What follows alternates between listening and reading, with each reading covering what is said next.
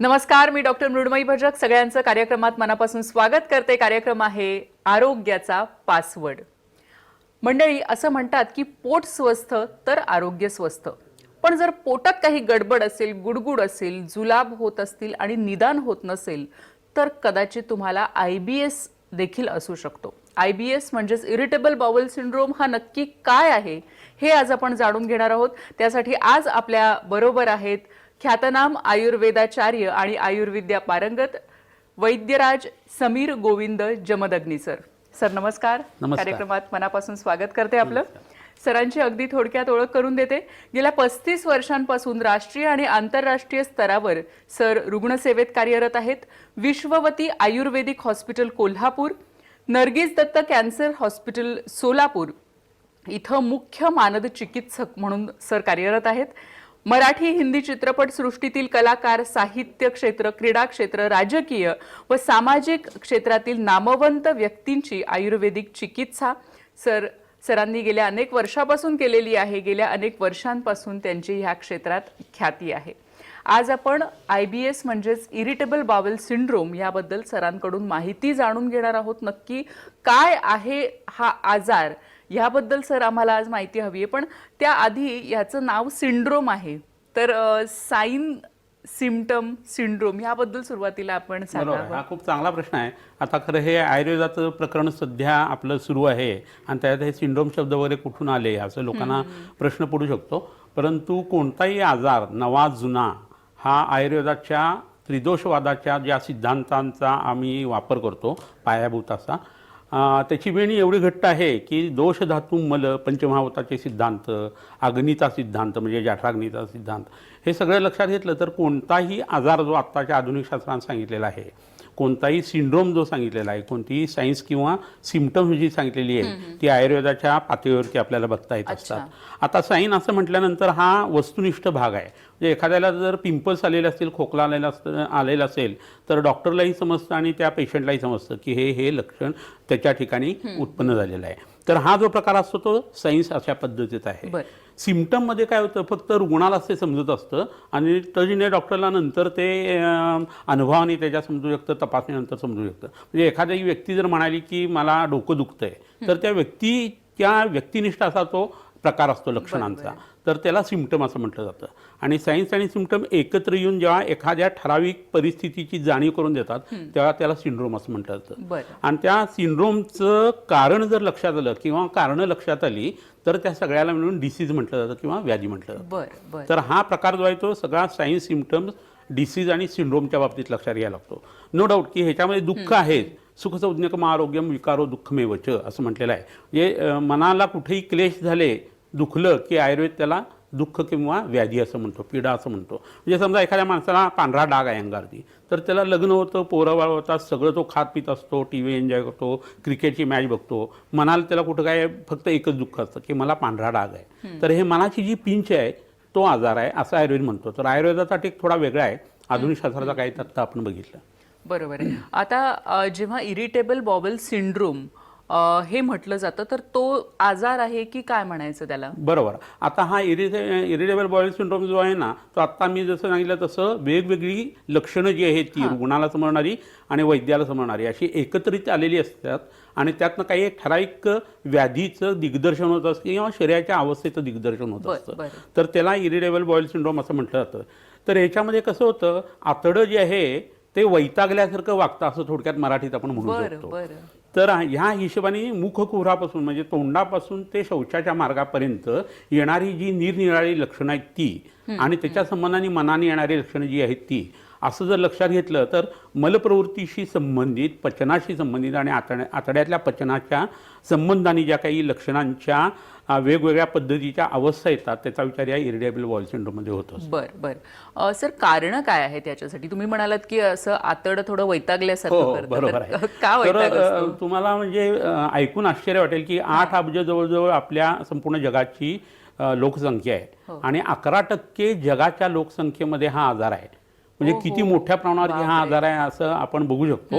आणि मनाचा stress, tension आणि एन्झायटी तर आत्ताच्या नवीन लाईफस्टाईलमध्ये सगळ्यांनाच आपल्याला आढळत असतं। तर हा स्त्रियांना जादा आजार होतो असं लक्षात येतं।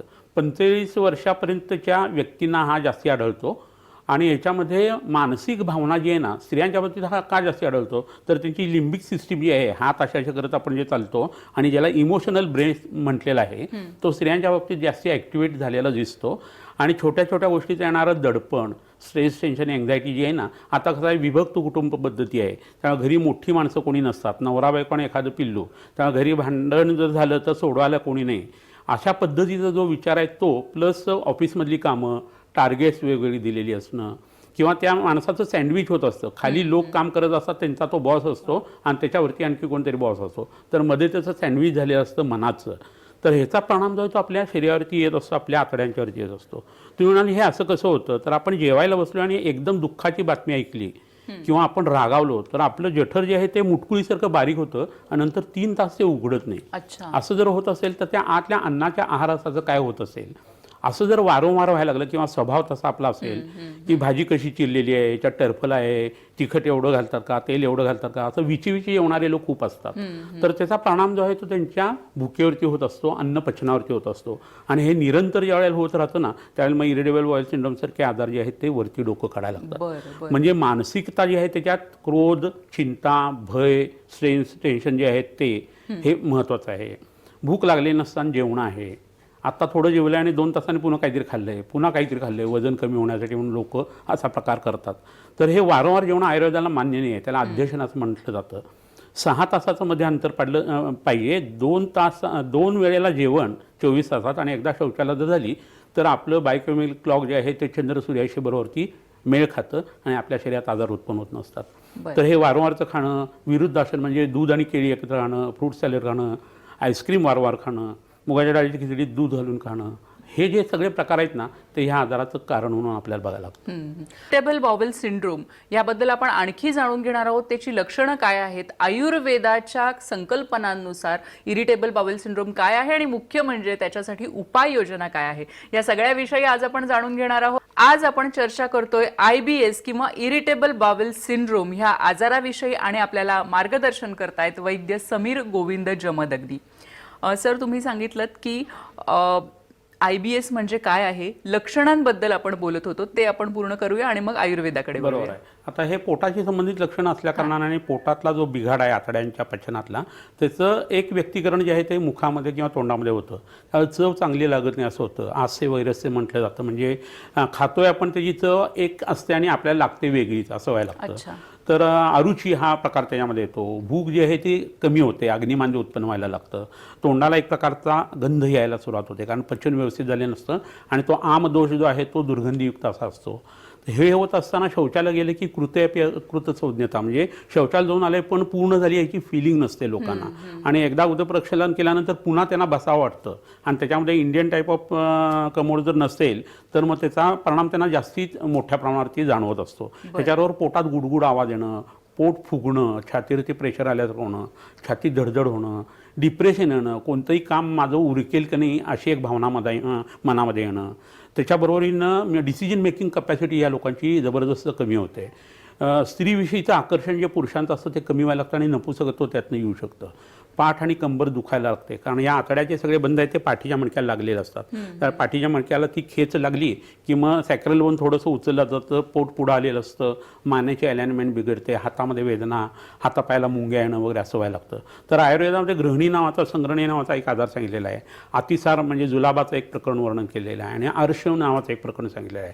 तर हे अर्श, अतिसार, गृहिणी प्राय हा चानोन्य निदानभूता असं म्हटलेलं आहे. हे एकमेकाचं कारण होत असतात, त्यामुळे मूळव्याध हेतनं नंतर लोकांना काही जणांना उत्पन्न व्हायला लागते. तर हे असं होण्याचं कारण काय आहे, तर पित्तधरा कला म्हणून एक अस्तर आपल्या लहान आतड्याच्यामध्ये आहे आणि त्याची लांबी जवळजवळ 28 फूट आहे लहान आतड्याची. पण डिओडेनमचा जो भाग आहे, म्हणजे जिथं पॅनक्रियाचं आणि गॉल ब्लॅडरचं कनेक्शन येऊन मिळते, अशा ठिकाणचा जो डिओडेनम नावाचा भाग आहे, तिथं जे पित्तधरा कला म्हणून सांगितले असतं तेच मज्जाधरा कला, म्हणजे आपल्या ब्रेनचं टिश्यू तिथं फॉर्म होतं, डोळ्याचं आणि क्रेनियल नर्व्ज आणि ब्रेन.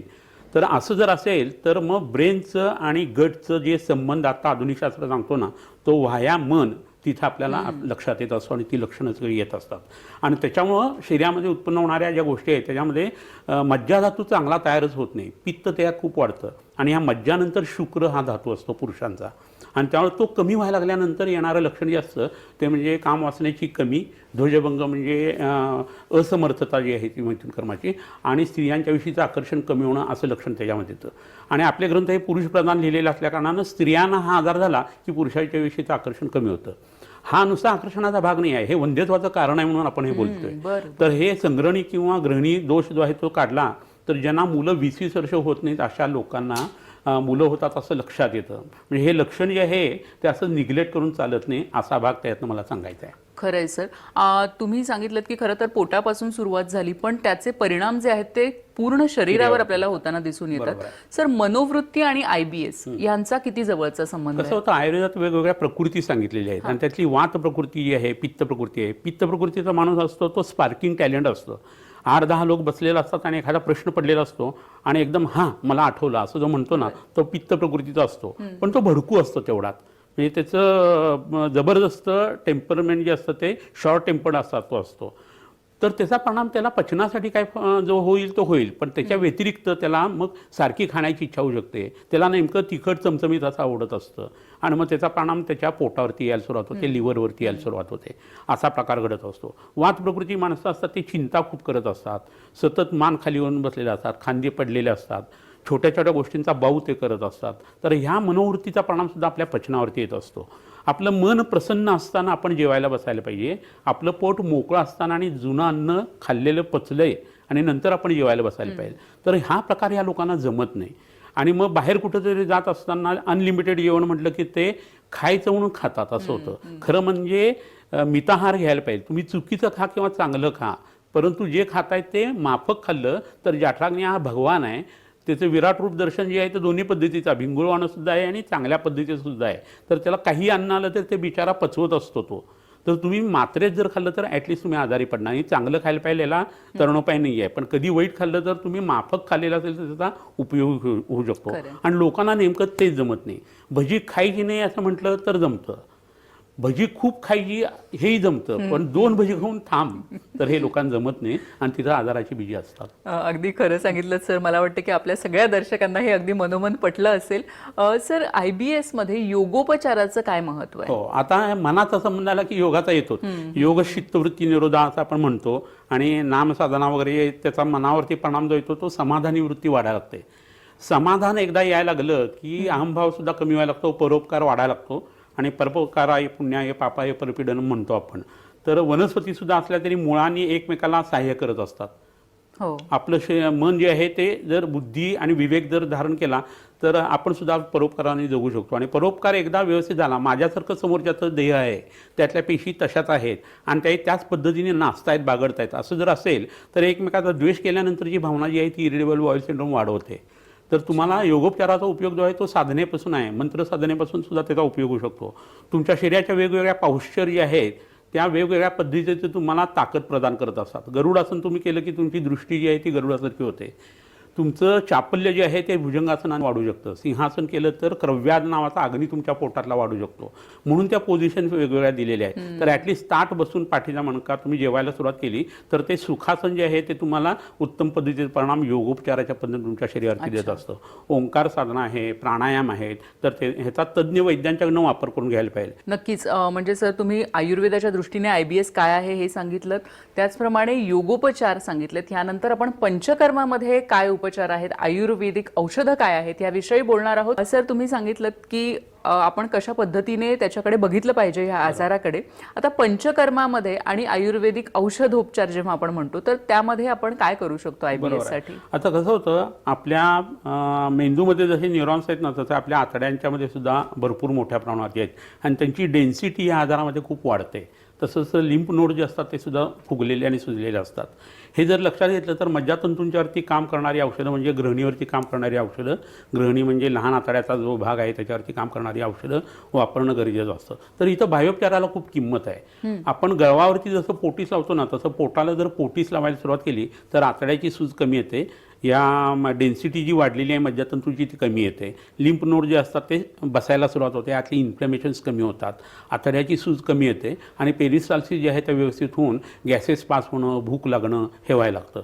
हे होत असताना आपल्या तोंडातली जी लाळ आहे ती जवळजवळ 400 ml आपण रोजची गिळत असतो. बरं. मग ते जर दात आपले खराब असतील, त्यात काही कृमी असतील, हिरड्या जर आपल्या खराब असतील, पाणी चुकीचं आपण पित असू, तर लाळ बदलणारी औषधं जी आहेत, बोधक कप ज्याला म्हणतो, ती पहिल्याने ह्या लोकांना देणं गरजेचं आहे. आणि त्यासाठी पहिली गोष्ट म्हणजे वमन किंवा लघुवमन जे आहे, उलटीचं औषध, ह्या लोकांना खूप उपयोगी पडतं. हे होत असताना मग आता मी शेक तुम्हाला सांगितलात. हे झाल्यानंतर शवासनासारखा जो भाग आहे तो जेवणाच्या आधी जर 1, 2, 3 मिनिट किंवा 5 मिनिट केला तर मग कॉर्टिझॉल जास्ती सिक्रिट होत नाही, स्थूलपणाही कमी होतो आणि अन्न चांगल्या पद्धतीने क्वालिटीने पचायला लागतं. तर हा साधा भाग आहे पण करण्यासारखा आहे.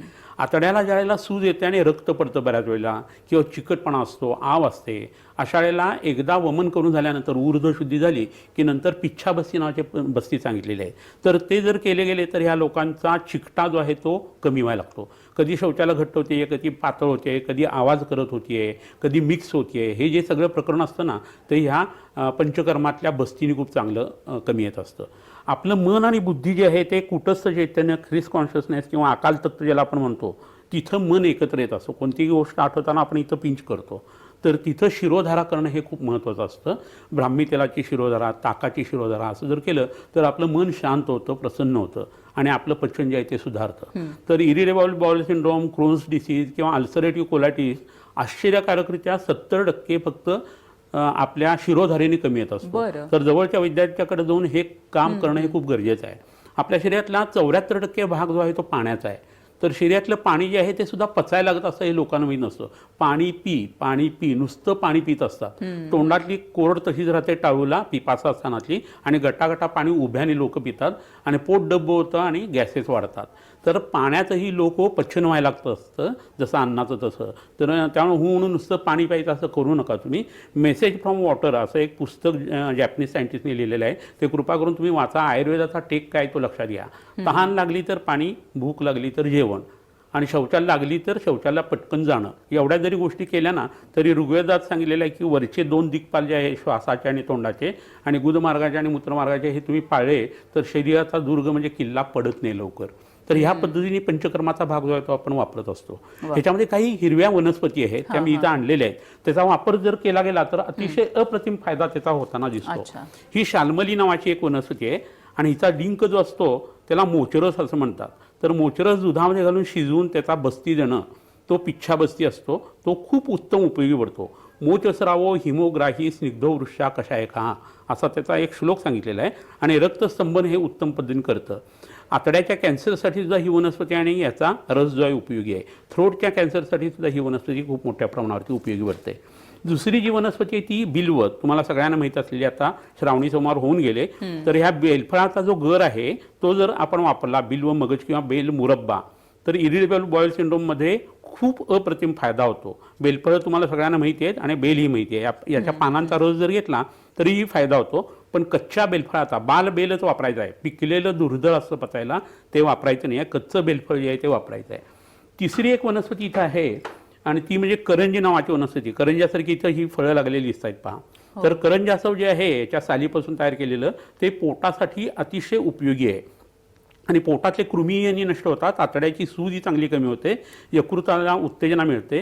पोटातून ज्यांना हृदरोग झालेला आहे, पोट हे म्हणजे आतडं हे चक्र आहे आणि त्याचा आरा म्हणजे हृदय आहे. हृदरोग होण्याच्या आधी पोट बिघडतं आणि इरिटेबल बाउल सिंड्रोम नंतरची जी कॉम्प्लिकेशन्स असतात त्याच्यामध्ये हृदरोग ही येतो. तर त्यावेळी ही वनस्पती अप्रतिम उपयोगी पडते असं लक्षात येतं. ह्याच्याबरोबरीनं आपण मगाशी जसं म्हटलं तसं अन्न कसं खावं ह्याच्याविषयीचे नियम आहेत. तर अन्न हे चवून चवून खायला पाहिजे, निवांत खायला पाहिजे, भूक लागल्याने असताना खायला पाहिजे आणि माफक प्रमाणात खायला पाहिजे. टी व्ही बघत, गप्पा मारत, खूप हसत खेळत असं जेवायचं नाही आहे. जेवायला बसत असताना कुत्री, मांजरी वगैरे इतर जर कोण असतील तर त्यांना खायला घालून आपण खावं असं म्हटलेलं आहे. त्यांच्या दृष्टीचाही परिणाम जो आहे तो आयुर्वेद धरत असतो.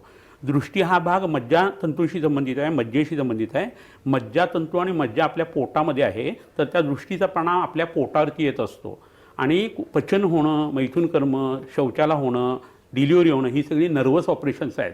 त्यामुळे कुणाची नजर पडणं किंवा प्रकाश जास्ती होणं, ज्याला फोटोफोबिया म्हणतो ना, हा आयुर्वेदिक वेगळ्या पद्धतीने विचार करत असतो आणि ह्याचा न्यूरोस्युडो सायको एंडोक्रायनॉलॉजी असा आयुर्वेद विचार करत असतो. खरं तर याची व्याप्ती ही खूप मोठी आहे आणि ज्या तुम्ही छोट्या छोट्या गोष्टी सांगितल्या त्या नक्कीच त्याची आठवण आज परत आमच्या सगळ्या दर्शकांना होईल. तुम्ही इथे आलात आणि ह्या अतिशय महत्त्वाच्या आजाराविषयी आणि इतरही आपल्या सवयींविषयी देखील आपण मार्गदर्शन केलं. मनापासून धन्यवाद. नमस्कार. नमस्कार. दर्शक हो, आता वेळ झाली आहे इथेच थांबण्याची. पुन्हा भेटूया आरोग्याचा पासवर्डच्या नवीन भागात. तोपर्यंत नमस्कार.